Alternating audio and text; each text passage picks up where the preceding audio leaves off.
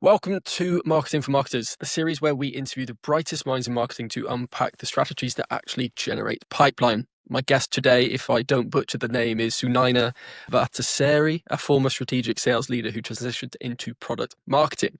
She's held roles across multiple enterprise sales, go-to-market, before switching things up and focusing on messaging, positioning, and enablement at scale. Today, we're diving into what it really takes to transition from sales to product marketing and the lessons that come from living on both sides of the GTM motion. When I'm reading that, both sides, I'm thinking the Star Wars dark side being sales and the good side being marketing. Welcome. I'm really excited to talk about this journey. So we have another series called Revenue Career Ladder where we talk about your journey from the first ever job you've had to your current job. So I'm very, very familiar in talking to people about their career journeys. But before we jump in, how are you? I'm doing well. Thank you so much, Jamie. Excited to be here today and share my story, and hopefully it helps others that are considering this similar career path as myself. So, yeah, just looking forward to having a conversation with you.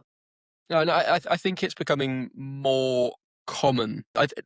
Based on the conversations that I've had with a lot of sales professionals in the other series, the majority of people who start in sales didn't necessarily graduate or go into college or university thinking, I want to be in sales. That's the profession, that's the career that I want to do. That's quite That's rare. right. It's more typical that it's one of the easiest jobs to get because there's so many of them and they're quite volatile. The turnover is quite high, which means there's pretty much always a sales job of varying different types available. So people end up going into sales, earn good money, they learn loads of good stuff, and then they think, right, I'm going to do the thing that I thought I was going to do, or I'm going to move across, change tack, change course, and Yeah. do something that I enjoy. So it's actually quite common that people start in sales and end up moving to another sort of role. Maybe not marketing, because there's always been that weird like sales versus marketing. Yeah. Sales hate marketing, marketing hate sales. So I think that's less common. So I'm excited for the conversation. I guess the first question is, what led you to even consider, or what was the reason why you thought I want to go from strategic sales into product marketing? Yeah. So, I'd been a seller for 15 years. I knew how to do it. But what I love about sales, which you mentioned it's an easy route to go down. I don't think it's easy. I think it's actually Easy to get into, it's sorry, not an easy to easy get job. into. Yeah. Yeah. It is one of the most difficult positions in my opinion. But I had 15 years of experience. I loved every minute of it, and I never wanted to leave sales. That was never my intention. But what I realized after having a family, becoming a mom of two very little children, is that my focus and attention really does need to be on these little humans that I'm raising. And I couldn't be on the road as much as I would have loved to be. So that was one of my biggest pushes to get into it. But the jump to product marketing was actually interesting for me because I'd been considering it for a long time, probably 5 years prior to me actually making the switch. And I had talked to a lot of people in the industry trying to figure out like what is this transition like? And at the time I realized I only want to do that with a CMO I feel like is one of the best in the industry because then I can learn the right way to get into this product marketing niche. The interesting story that I have to share on this topic in particular is that my partner in crime, my husband Raj, always wanted to be a doctor. That was his one passion. He ended up actually shadowing a surgeon, and he had taken the MCAT. He did well. He was pretty set to go to med school. He made a drastic switch. He decided to become a PhD and pursue the PhD route versus becoming a doctor. And this is all related. And I remember asking him, "Wow, you want to be a doctor for so long. What made you make this switch?" And he said, "You know what? Being a doctor is great. You get to help people on an individual basis. But I just feel like being like a PhD chemist or a scientist in general, it's going to give me this ability to help millions or billions of people. And this is what I'm really passionate about. I want to come up with a breakthrough that's going to help multitude of people, not just one." And that inspired me, and I thought about that a lot in my journey because that's kind of how I envision moving from sales to product marketing. There's an art and a craft to sales. People say an art and a science, and that's absolutely correct. But what's been amazing for me is making that transition to a grander scale. So now I get to use the skills I have in sales, but I get to put that to use to a whole slew of sales reps in enablement, or put that messaging out there for all of our prospects and customers alike. So his transition actually inspired me to make the same transition in a different way, but hopefully making just as much of an impact. Yeah, I'm in my head. I'm trying to turn. So his decision, if we think about it from the customer journey funnel, right? He moved up the funnel. He wanted to be more top of funnel, like way more people before they went into the next stage down, which is I need to go to That's right. hospital. So he was going more top of funnel, and you did the same thing. Rather than being sales, speaking with the leads that marketing given you, you wanted to speak to all of the prospects that may become leads. So that in That's my right. head, that's the way I was like comparing things. So okay, that's interesting. With the particular moment, then the penny drop moment, was that the like you said that was the kids, was it? For me, it was the kids and it was other personal things that had happened in our lives that just made me realize that life is short. If this is something I want to pursue, I should do it now. And that was kind of my impetus. In fact, I had one of the best sales quarters ever in my life, and I switched over to product marketing. And I remember my my boss at the time being like, "Are you sure you want to do this? Are you sure?" And then all of the regional managers at the time too were like, "No, no, you're going to come back to sales. There's no way. There's no way you're going to stick with marketing. You're going to come back to sales." And I was like, no, I want to do this. And this is something I really do want to do. So, Yeah, yeah. that's what we would call sod's law in the UK. Oh, Yeah, which is basically typical. You have a really good quarter when you're planning on leaving, which is yeah. just the way Yeah, things go around. that So, is. am I right in saying you were traveling sales? Because I heard you say you were on the road Yeah. a lot. So I had global accounts. So I was traveling quite a bit. Yes. And what was it that you were selling? I've sold a lot of stuff. So I've been in tech sales for most of my career. So I was at LaunchDarkly when I made the transition to product marketing. So there it was a feature flag management system that we were selling to different developers, engineering folks, and so on and so forth. But prior to that, I was at Elastic selling their products. Prior to that, so selling all different things, but all in tech. So basically, software sales.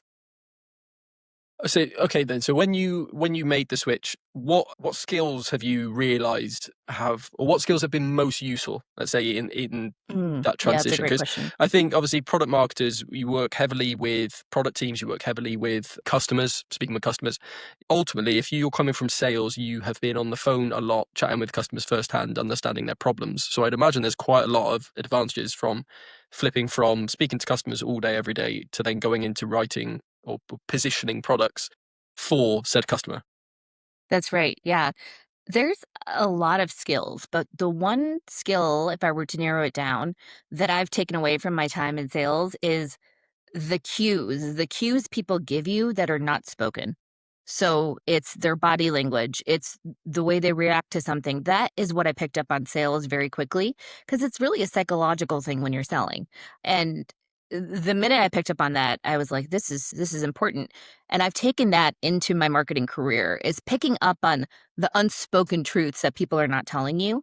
And then one of the powers I started to hone in on in this is like asking deliberate questions to get to the real problem that's happening within either the person's life or industry or organization that they work for. So that's the piece that I picked up and took with me into marketing and product marketing, along with the sales experience too.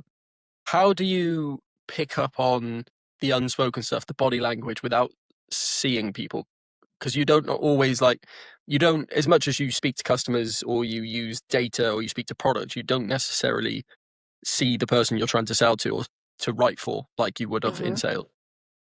But I did see a lot of people, so I don't know, maybe there's a different way I could say that, but there are cues you can pick up on when someone is talking about something, if there's any sort of shift in eye movement, if there's any sort of flinch, even on a Zoom call, you can tell.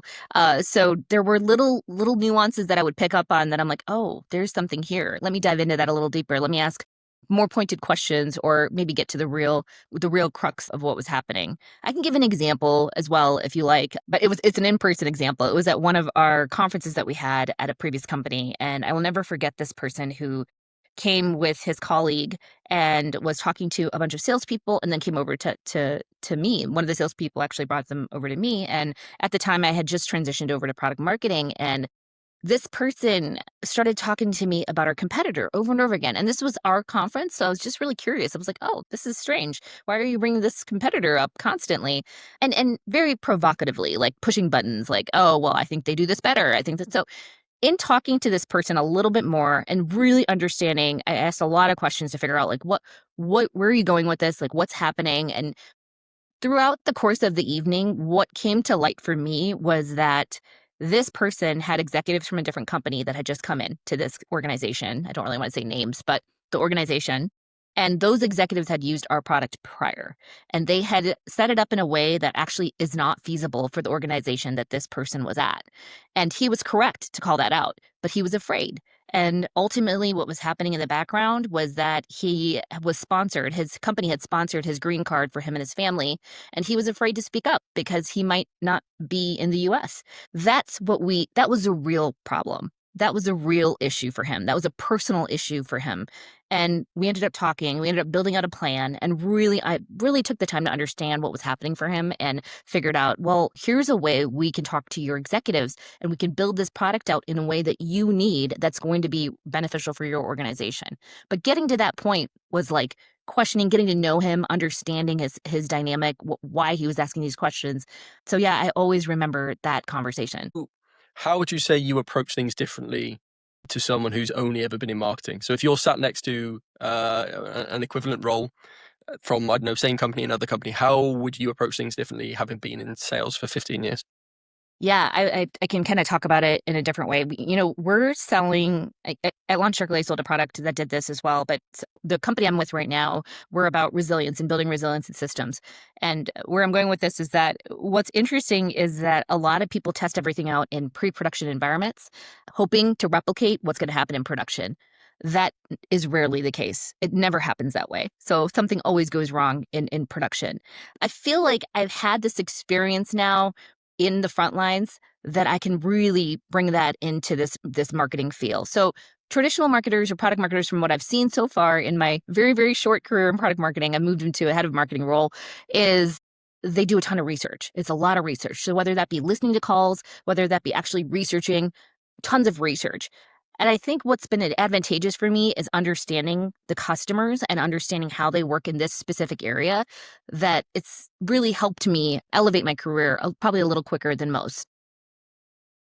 Yeah, interesting. And is there anything that is, what was like the biggest surprise navigating that shift, like unexpected things? So obviously moving from sales to marketing, that's fairly Yeah. daunting. There's going to be a lot of unknowns. There's going to be a lot of, Jesus, have I done the Yeah. right thing? Yeah. And to I had all of many of your, those moments. yeah, Yes. and to all of the peers who said, oh, you'll be back. Was there anything that surprised you about the role itself? Maybe something you weren't um, aware of with marketing roles, or the way in Yeah. which the people perceived the move? What was the most like surprising thing?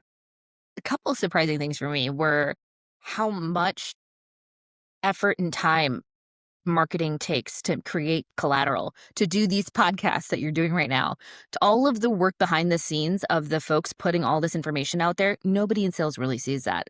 So oftentimes, as a salesperson, I would think, well, how hard is that to do? Boy, is it way harder than you imagined. And it's not necessarily the content, it's getting the approvals. It's going through this process. It's very process oriented and driven. And that was definitely not that sales is not, it is as well, but in a very different way. In sales, you're the CEO of your own territory and what you're doing. In marketing, it's all about collaboration. You have to find a way to talk to engineers, to product leaders. You have to figure out a way to talk to salespeople to get them comfortable enough to bring you on a call with a prospect or a customer. So it's a lot more planning and strategic planning than I think I would have ever thought about. Yeah, do you know, yeah, I would agree with that sort of misconception that there's always that age-old thing where people, when you say marketing, they're like, oh, you color in for a living, like you create Hmm. images, you just do Hmm. social, right? That's probably the most common like individual channel people think we manage. Like for an episode of Revenue Career Ladder, the other podcast I was talking about on stream, that's 35 to 40 subtasks to get one episode from start to finish. Playbooks that we Amazing. have is 47, 45 to 50 subtasks to get it from start to finish. And no one understands, like you said, the strategy, the Excel spreadsheets, the formulas, ICP segmentation, all of this stuff that we're thinking about and looking after. They just see the visuals and the web and the Yeah. social and Yeah. and the videos, these And the pitch conversations. decks. Yeah. Yeah, Yeah. yeah. Okay, well that's good to know actually. That's nice to hear from someone who's moved into marketing from sales, that it's different to how you thought it might be. That's quite nice to hear actually.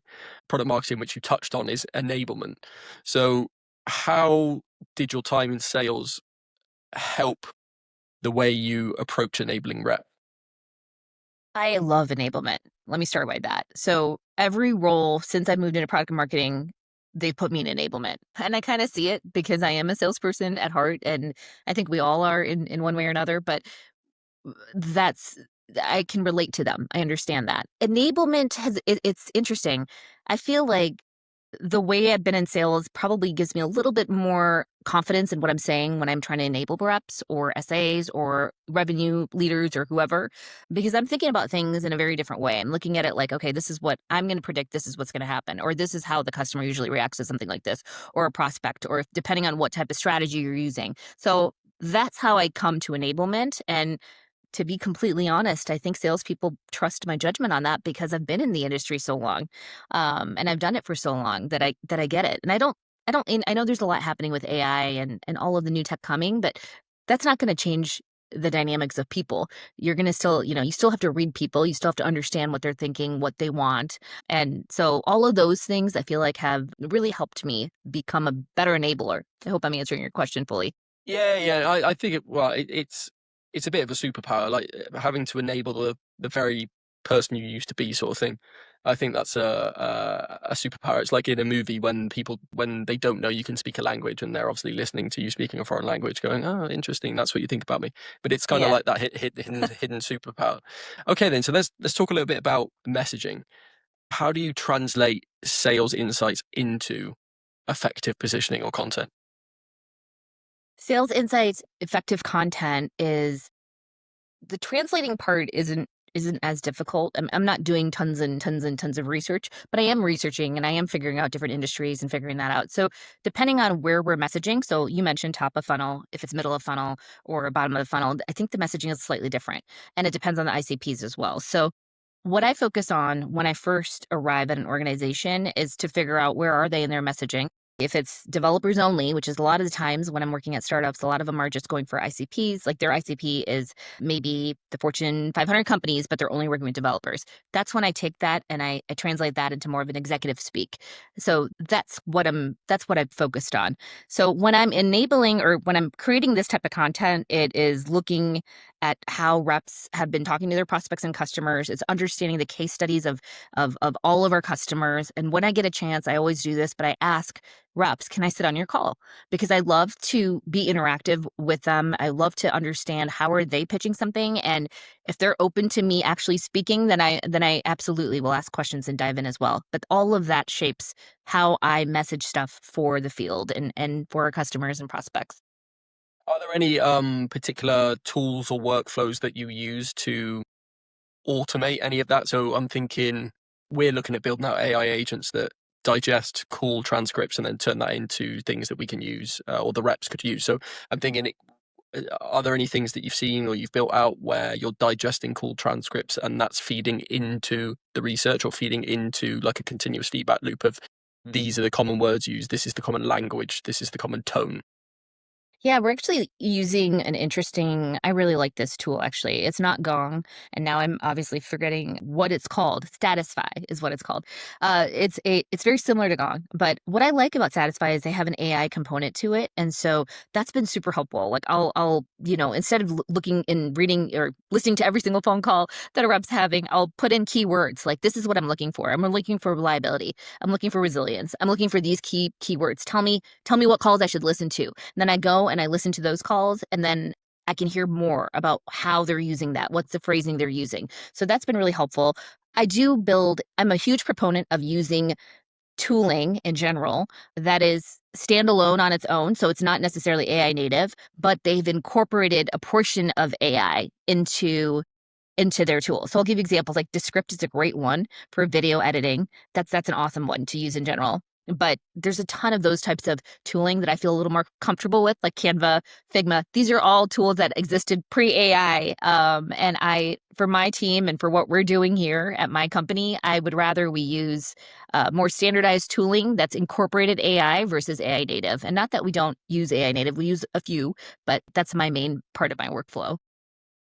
So yeah, even sort of talking about it. I've written down a agent idea there where I'm thinking, right, I'm gonna build an AI agent to digest the call transcripts and then create a word cloud on a monthly basis to show, like you said, the most common problems or the most common features, solutions, capabilities that they're looking for. I think that could be quite an interesting agent. Okay, then. So how do you test what resonates best?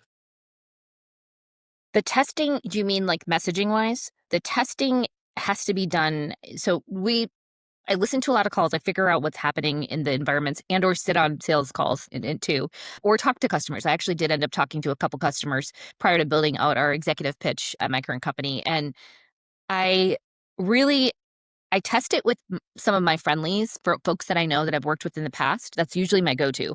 So I'll test it with the people I've worked with before at different organizations when I was a seller, and I'll be like, "What do you think? Is this something that resonates with you?" And then the other thing I do is one of the nightmares that I always faced as a salesperson is multiple, like a bazillion slides in a slide deck. So I really try to go the complete opposite route. I have a very condensed, very minimal slide deck, but very pointed. So every slide has a story, every slide has a purpose, and it maybe it's only 5 slides, and that's okay. But we're trying to get something out of this deck, and that's what I really think about is like, what would I want as a seller? That's what I'm going to produce. I do test it out quite a bit. I test it out with the folks that I've sold to previously. I test it out. I have reps test it out. So go test out this exec pitch deck we just put together. Give me feedback on this. Tell me how we can iterate. And I really look at these decks as evergreen. You're constantly changing them. You're constantly making them better. It shouldn't be like a one and done kind of situation at all. Have you used any tools like Winter for message testing? I have not, no, but I want to. Yeah, no, I want to. I want to as well. It's just slightly expensive, so I always I try when there's an opportunity to ask someone if they've used it. I tend to ask the question to see what the feedback is, but it looks good anyway. Just slightly expensive. You Do you basically use submit. ChatGPT? Sorry, I use ChatGPT for so much. I don't know if you do as well. And I think once you learn how to prompt it, it's pretty powerful on how what it can deliver for you. Well, because I'm in for brand and content stuff. Absolutely, Mm. heavily use search engines or AI search engines, ChatGPT, Claude, Perplexity, whatever it ends up being for the case by case. But not entirely sure about our product marketing team. So that might be a good one to bring up with them actually. Okay, then. So you've now sat on both sides of the typical revenue engine. Obviously, there is RevOps and CS and all that other stuff as well. But you've sat on both sides of the typical revenue engine. How do you think marketing and sales can better align? So the thing I've realized is the best sales I did or the best sales years I had is when I partnered closely with marketing. I really leveraged them like a partner. In sales, you have actual partners, right? You have different vendors that you work with. You have a partner ecosystem that you tap into. You have resellers that you work with. Well, marketing is one of those. For me as a seller, I would always work closely with them. It was very important for me. I want to make sure whatever I'm putting out there in, content wise, or if I'm going to customize something, I want to make sure that it has the right branding, or I want to make sure it's done the right way. But now that I'm a leader in marketing, it's interesting. I'm very, very close to my VP of sales. I want to make sure like everything I'm putting out, is this resonating with your team? Do we need to change something? So we're really lock in step in what we're doing, and that kind of flows down. I can see that my team now is interacting more with salespeople. They're getting time with them more. They're talking to them more, and that's really important. I do see a world where marketing and sales might just roll into one leader. There may not be a CMO, there may not be a CRO, might just be a chief growth officer, and then you're both reporting into that same chain. And so it behooves all of us to work closer and closer together to achieve what the company outcomes are. Yeah, I think a lot of it comes down to company structure from top down, right? So we're fortunate at Dealfront that marketing and sales sort of report into CRO, which means it's you have one structure or side of the business that you're both chasing the revenue number. Sales That's are right. very much aware that we drive the inbound, which they then close. That's how they hit their targets. So any reciprocated work or feedback or effort is going to help them in the long run. So I think that's the structure is very, very key. If you have a CMO and a CRO or completely different structures and sides of the business, naturally you're going to have that big gap in the middle, that canyon in the middle. So I think it's more legacy companies struggle with this because sales traditionally has been its own thing, and marketing was seen as a waste of money, expensive. You didn't need it. Just jump on the phone, do some BD. So I think it's Yeah. thankfully it's getting more common nowadays that it's one revenue team, and sales That's right. love marketing because they're getting leads. Can you share an example of a recent or a previous launch or go to market sort of motion that you were most proud of or just sticks out in your mind? Yeah, it was actually at my previous organization. I worked for a company that was the leader in search, but they're an open source company. So it was challenging because it was really hard to like showcase how are we a leader when everyone uses us under the covers. The thing I'm most proud about at my previous organization was they had a whole generative AI motion that they were putting together, and the struggle was how do we educate people on making that move to Gen AI, but how do we do that in a way that they're going to understand? So I put down like through really working meticulously with our solutions architects and customers alike and sales and kind of everybody. I put together a really interesting maturity model, and that maturity model is what's been helping so many of the salespeople at that organization now sell more, explain how search works, like from the fundamentals, from keyword to semantic, moving into generative AI and AI search. Why is that important? How do you know you're ready? Like really putting together an awesome model for them to follow, and then a proof point for them as well. So just really putting all those pieces together for them. That's probably one of the biggest wins I had. I loved hearing from salespeople would directly ping me, and this is a global organization, so there's people all over the world, and they directly ping me being like, "Oh my god, I used your maturity model, and it helped me with XY deal, and I was able to actually increase my ARR." And so that was cool. That was really cool to see that. You mentioned that you since moved from product marketing into head of marketing. So what was aside from the obvious progression or promotion or whatever, what was the core reason from going from product marketing into generalist head of marketing? Yeah, it was a very good move for me career-wise. I actually I loved my previous I've loved most of all of my companies I've been at, but I've really loved my previous company. And I had no intention of leaving. And then I got approached about this role and I was really interested. And the biggest well, it was great for my career, so I will just obviously call that out right away. From somebody who only had maybe 2 or 3 years of product marketing experience, it was a pretty big move and a pretty big shift, so I really couldn't say no to it. But the company and the organization I'm at with right now was what was interesting to me. Very similar to a startup I started at way long ago, was my very first startup where they were just too early to the market, and I kinda felt like that's the same thing that was happening with where I am now. They were too early in the market, but now they're here at the right time, right place. It's almost like the synergy is perfect. And so I was like, this is my opportunity. I got to take this one. This is amazing. So I do head marketing here now. I'm trying to change the tune a little bit. I like to run it like a sales team, but I'm being cognizant of the fact that it is a marketing team. So we all are, it's a startup marketing. So we're all wearing many hats. We're all working a lot to achieve these things. But yeah, that's been the best part about this role and this move for me. And do you have, I take it you still do a fair amount of product marketing anyway, but do you have dedicated product marketers in your team, or is that something that you're still sort of responsible for? I do have we have a very small and mighty team. So I do have a content person on my team that does a lot of product marketing, but yes, I'm trying to step into that role a little bit more now. But we have a really good, strong team. That was the other part that sold me on this company. It's like they had this amazing team already. They just needed somebody to lead them. And so I really wanted to come in and I don't want to change it. I didn't want to change anything that was working. What I wanted to do was just help everybody level a little bit more in the messaging and how we're going to market. So for anyone thinking about moving from sales into marketing and product marketing specifically, what advice would you give them? Have patience. The paychecks are very different from sales. Um, be cognizant of that. You will get your money. It will come. Money will I was come. going to say Uh, good or bad, but it sounds bad. I think it is a little bit of a shock for a lot of salespeople because they're used to a certain threshold of income, because it's usually 50-50 or 60-40, however they do that. But there's base and there's commission with that. So it is different. You might have to take a step back a little bit, but financially, but you learn so much and you learn so much more about the company. You learn so much more about how your executives think. You learn, it's such an amazing opportunity to learn. So give yourself the grace to learn, to make mistakes. It's okay. And understand that you'll figure out really quickly if you absolutely love this field or if you don't. And for me, I just ended up absolutely loving it way more than I thought I would. So I'm glad I made that switch, and I hope others do too. You have a superpower of being in sales, so it's a great thing to carry with you. Yeah, do you know, I think when I see people moving from sales to marketing or from CS, because that's CS is still sales, I'm always conscious that when they get into marketing, and like you've already touched on, the reality is very, very different to what you think. It'd be like, oh yeah, marketing will be great because I get to do all this creative stuff and like these cool visuals and videos.